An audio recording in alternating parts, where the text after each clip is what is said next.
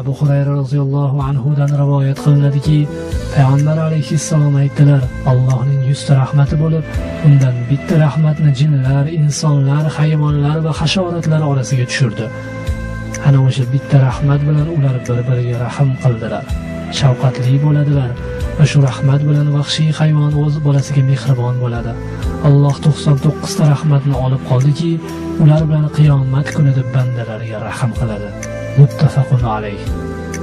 Anas roziyallohu anhu rivoyat qiladi: Payg'ambar alayhissalomning shunday deganlarini eshitganman.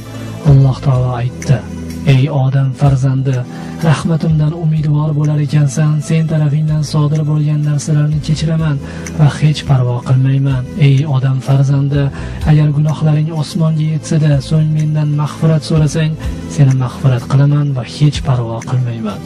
Ey odam farzandi, agar sen menga yer qobig'icha xato bilan kelsang, so'ng menga biron narsani sherik qilmagan holingda yo'liqsang, senga yer qobig'icha mag'firat bilan peshvoz chiqaman. Termiziy, Ibn Moja rivoyati. Anas roziyallohu anhu rivoyat qiladi: Payg'ambar sollallohu alayhi va sallam o'limi yaqinlashib qolgan bir yigitning oldiga kirdilar-da, o'zingni qanday his qilyapsan deb so'radilar. U: Ya Rasululloh, Allohdan umid qilyapman va gunohlarimdan qo'rqyapman dedi. Shunda Rasululloh sollallohu alayhi va sallam aytdilarki: mana shunday holatda banda qalbida bu ikkisi ham bo'lmaydi. Orada jam bo'lsa, Alloh unga umid qilayotgan narsasini berib, qo'rqayotgan narsasidan omon saqlaydi. Termiziy, Ibn Moja rivoyati. Abu Hurayra roziyallohu anhu dan rivoyat qilinadi: Payg'ambar alayhissalom aytdilar: Alloh azza va jalla men bandamning men haqimdagi o'yidaman va meni zikr qilgan vaqtda men u bilan birgaman dedi. Buxoriy hamda Muslim rivoyati. Payg'ambar alayhissalom aytdilar: yaxshi gumon ibodatning go'zalligidandir. Abu Dovud, Ibn Hibbon rivoyati. Jabir roziyallohu anhu Payg'ambar alayhissalomning o'limlaridan 3 kun oldin sizlarning har biringiz Alloh azza va jalla haqida yaxshi gumon qilgan holingizdagina vafot etingiz deganlarini eshitdi. Muslim, Abu Dovud hamda Ibn Moja rivoyati.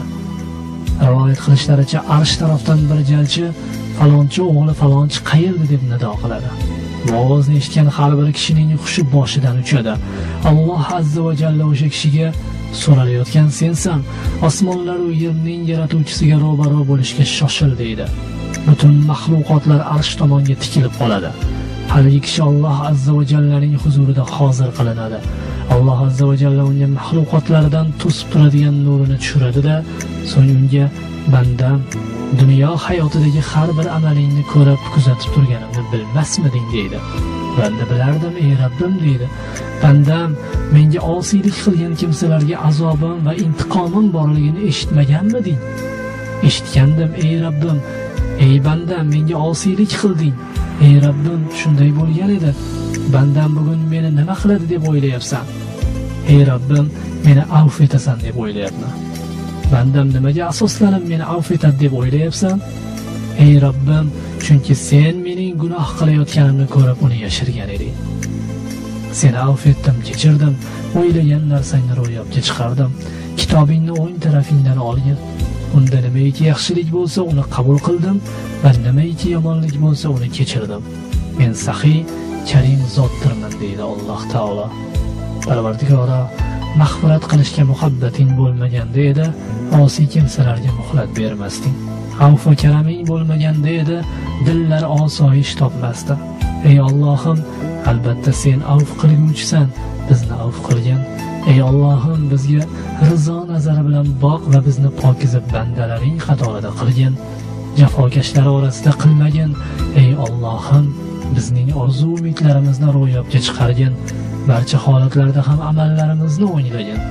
Roziligingga eltuvchi yo'llarni qulay etgin. Bizni yaxshiliklarga yo'llagin. Bizga dunyoda ham, oxiratda ham yaxshilik ato etgin va bizni do'zax azobidan saqlagin.